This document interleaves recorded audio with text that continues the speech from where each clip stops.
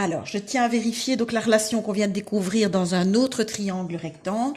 Autre triplet pythagoricien 5, 12 et 13. Donc assez caractéristique parce qu'il est clair que vous n'allez pas toujours avoir une mesure de l'hypoténuse qui est un naturel en ayant deux naturels comme côté de l'angle droit. Il est clair que quand vous allez construire votre triangle rectangle, vous commencez toujours généralement par les côtés de l'angle droit.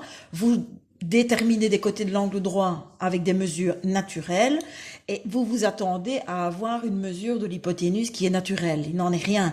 Les trois quarts du temps, vous aurez une mesure approximative de l'hypoténuse, mais qui ne sera pas naturelle. Il n'y a que dans des cas particuliers, comme 3, 4, 5, 5, 12, 13. Vous pouvez le vérifier ici. Donc, j'ai placé des petites graduations pour que vous ayez plus facile à déterminer les mesures. Donc, 5 et 12 pour les côtés de l'angle droit, 13 pour l'hypoténuse. Voilà un bel exemple qui nous permet de vérifier la relation.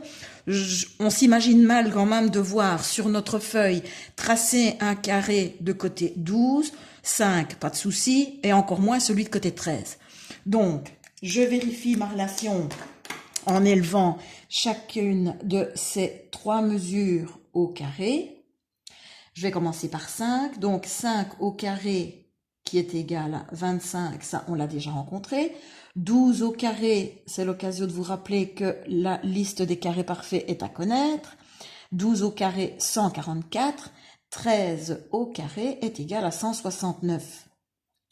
Et donc, je peux facilement vérifier que 25 plus 144 me donne 169.